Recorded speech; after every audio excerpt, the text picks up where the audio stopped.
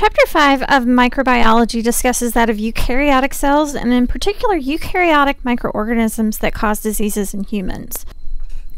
Eukaryotic cells are much more complex than that of prokaryotic cells, as we had discussed in the previous lecture. In particular, eukaryotes were only able to become these higher order structures because of an endosymbiosis event that took place between early prokaryotes. And so it is originally believed that a small prokaryote and another prokaryote began a symbiotic relationship, so living within the same environment. And what happened essentially is the beneficial environment allowed then the formation of what we consider an early mitochondria. So the early mitochondria provided a great deal of energy for the cell, so ATP, and this energy allowed the cell to begin forming invaginations and developing the organelles that we know today. And then we also believe that there was the endosymbiotic event of a photosynthetic component, which is how we receive chloroplast. And so we have, animal cells that have mitochondria. We have plant cells that have both mitochondria and chloroplast present today. So the ancient eukaryotes are how we evolved, and so you can see here this is an ancient eukaryote that had chloroplast. This is a very primitive cell wall. And so today when we talk about various eukaryotic microbes, we're going to discuss a few that are unicellular, such as protozoa. There are some that are unicellular, colonial, or multicellular, which are fungi and algae. And then, of course, multicellular eukaryotes in the sense of parasitic worms or helminths. The eukaryotic cell is much more complex than that of a prokaryotic cell. The eukaryotic cell has mitochondria, which is the specific organelle that is responsible for ATP production. And so the production of ATP is necessary for all active transport mechanisms that take place in the cell, the movement of the cell to new locations. So if you have a cell that has a flagella, you have to have ATP in close association with that flagella to facilitate movement. And so we find that in our human systems, you will have cells that have different numbering quantities of mitochondria based on the ATP usage. For example, skeletal tissue will require more ATP than that of a skin cell, for example. And so in addition to the changes in mitochondria, you find that there are other structures such as the Golgi apparatus.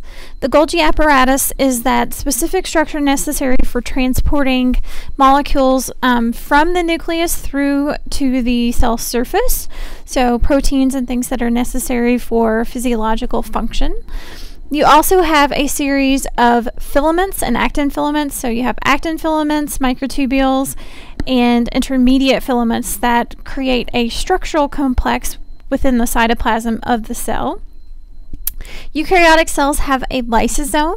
So the lysosome is that garbage dump of the cell. So anything that needs to be destroyed is often fused with the lysosome in a vesicle, and that fusion allows the digestion of the complex that is no longer needed for cellular function. The smooth endoplasmic reticulum is pushed a bit further away from the nucleus because smooth endoplasmic reticulum does not have ribosomes. The smooth endoplasmic reticulum consists of a process to form, for example, lipids or steroids for the cellular processes. You have the chloroplast in some case, so if you have a plant cell, this is of course present, or if you have a photosynthetic eukaryote such as algae. You also have, of course, the centrioles. The centrioles are necessary for cellular division, so the creation of daughter cells. You have the nucleus, which is the site of DNA replication, and then DNA is transcribed to RNA. RNA is then later translated to protein on ribosomes, which is the site of protein synthesis. And so you can see that the rough endoplasmic reticulum is coated with these ribosomes, and they're in close association with the nucleus because you would go from DNA replication to transcription to RNA, and then of course translation to proteins. So the eukaryotic organelle that is responsible for transporting vesicles inside the cell is the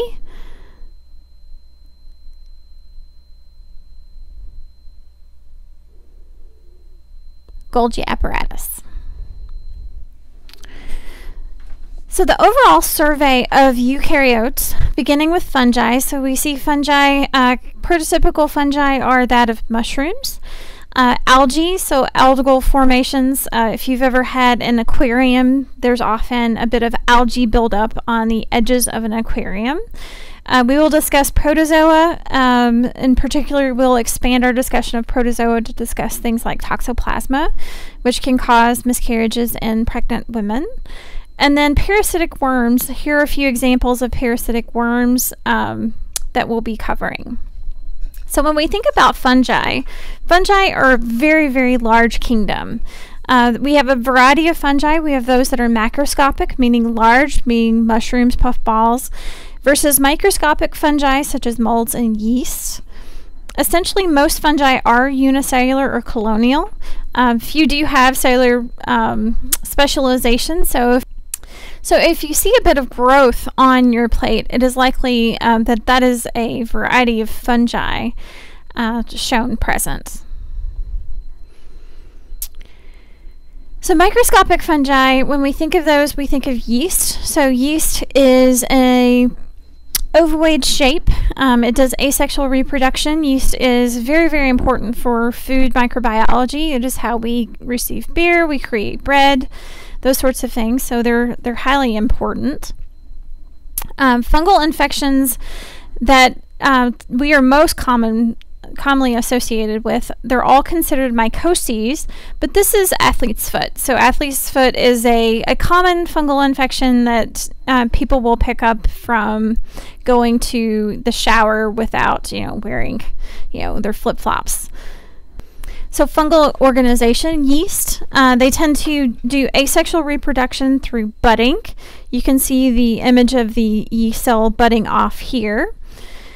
And then there are also filamentous fungi, and so the filamentous fungi will have hyphae that are called mycelium. And so the mycelium hyphae, they can be divided across walls called septae, and so you can see the septae shown here in these images. And so each of those are divided by individual septae for the cells. And then, of course, there's a reproductive hyphae where spores are formed and disseminated to new locations. So fungi can cause a bit of adverse effects, but we of course have used fungi in a lot of beneficial effects. And so the various mycoses or fungal infections that we encounter, such as a yeast infection, would be a fungal infection. We of course have loss of crops because of fungal contamination or issues with food storage. But of course there's benefits. We are able to create new antibiotics through fungi genetics. We're able to create alcohol. For your research assignment for fungal infections, on the discussion board you should look up the scientific name of a fungus. An example of this would be Candida albicans. Candida albicans is the mycotic infection, or aka yeast infection, that we often have when prescribed antibiotics. And so you should discuss how the disease is transmitted or the source of infection. And so in the case of a yeast infection, the source is endogenous. It is part of your normal flora. And after having an antibiotic round, the competition for space has been reduced, and so yeast can then outgrow. Patient symptoms and site of infection, so patient symptoms in that case would be, if it's a vaginal yeast infection, would be irritation, severe itching, or very, very unpleasant itching, those sorts of things. And of course, site of infection would be the vagina. Alternatively, you can have yeast infections in the mouth, such as a thrush, for example. And in the case of thrush, you have an inflamed oral cavity things. And so when we think about whether this is an opportunistic infection, nosocomial infection, or community acquired, right? In the case of a yeast infection, it would be an opportunistic infection because it is part of the normal flora that then outgrows. So fungi are generally classified as according to their hyphae. The various protists that we're going to discuss, in particular algae, are within the protist family. They are photosynthetic. And then, of course, we're going to continue discussing protozoa in later slides. So algae are often unicellular but can be colonial or filamentous. So algae have a variety of growth characteristics. They all contain chloroplasts and chlorophyll, which is necessary for photosynthesis. Some do have flagella, some do not. So excellent examples of free-living algae are that of plankton. Plankton is the primary source of food for things like very large whales. And then, of course, we know that algae is very, very important for ecological homeostasis because it contributes to aquatic habitats by providing oxygen. It does actually produce one of the largest proportion of oxygen for the planet. And so there is studies going forth trying to increase proportions of algae in proper habitats so that you can continue with carbon dioxide fixation and increase oxygen components. There are forms of algae that can be damaging to humans or the environment, such as dinoflagellates. Dinoflagellates, when left unchecked, can develop into red tides. The red tides will cause food poisoning symptoms, can cause neurological damage as a consequence of consuming contaminated foods from dinoflagellate contaminated waters. So protozoa are unicellular protists. Colonies are actually very, very rare. And so the specific protozoa that we're going to talk about in this class, we're going to focus on the parasitic protozoa. And so these are free-living organisms. These are not free-living organisms, and so they require life on a host. They're heterotrophic, meaning that they must obtain their carbon source from digesting other organic materials. They have no chloroplast, and so in the absence of chloroplast, they are not an autotroph.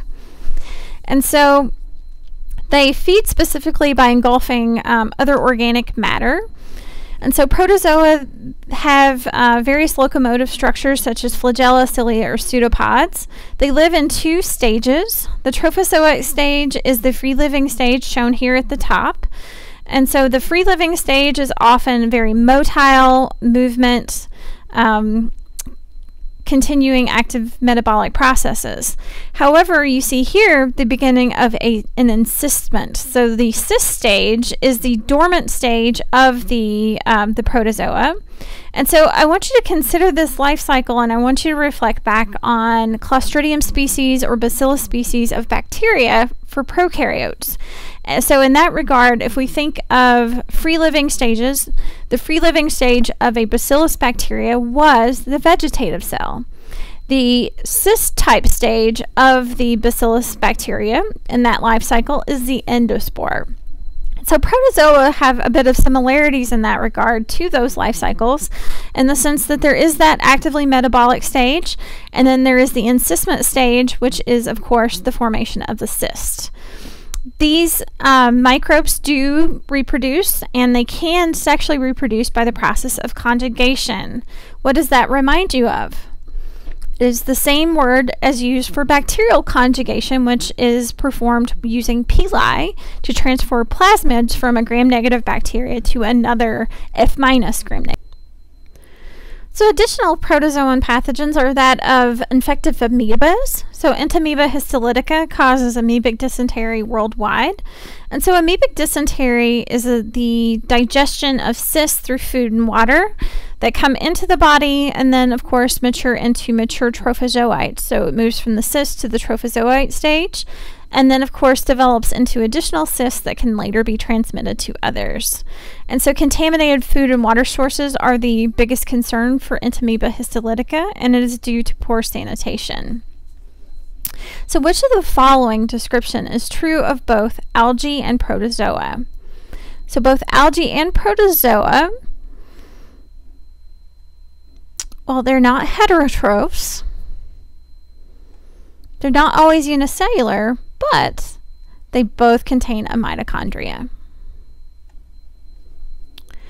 So parasitic helminths, or parasitic worms, have a series of mouthparts for attachment and digestion of host tissues. They have developed sex organs, so they're going to undergo sexual reproduction, producing eggs and sperm. And then the fertilized eggs will develop through a larval period and exit the host body for transmission to a new host. There are two major groups of parasitic helminths, the flatworms and roundworms. So flatworms are broken into two major groups, cestoid. The cestodes are tapeworms, or trematodes, which are blood flukes or other flattened, non-segmented worms with sucking mouth parts. The roundworms, or nematodes, can actually completely block the digestive tract. They can, on occasion, have hooks on the mouth or cause some very nervous system issues in poorly developed countries. And so the helminth classification is based on the presence of hooks, suckers, and other structural parts. So these structural parts are necessary for attachment. So similar to bacteria, if the microbe cannot attach, it cannot infect. And so worms must have some form of attachment to remain in the gastrointestinal site for propagation. So there are nearly 50 species that parasitize humans. When we think about those species, they are in some cases restricted to geographic regions. A lot of these are due to poorly sanitized areas because it is picked up most frequently between soil and water. On occasion, you can get a parasitic infection from an insect vector.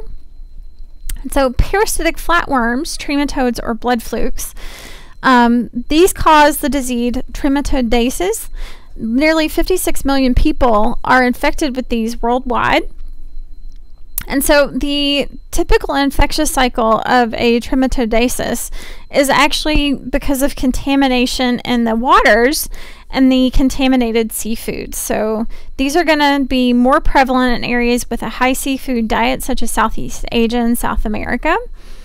They can result in severe liver and lung disease if the trematode moves out of the gastrointestinal tract to the new site of location. Tapeworms. So all of us have talked probably at some point in our life or discussed the aspect of a tapeworm, or oh my goodness, you're so thin, you must have a tapeworm. And so tapeworms are picked up by digesting contaminated food or water. The tapeworm, once it is in the gastrointestinal tract, the eggs then can be migratory and then become a very invasive form and go to other tissues within the body.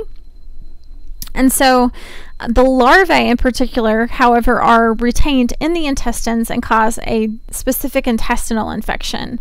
And just for your information, there's the symptoms and signs and symptoms of an intestinal infection versus that of an invasive infection.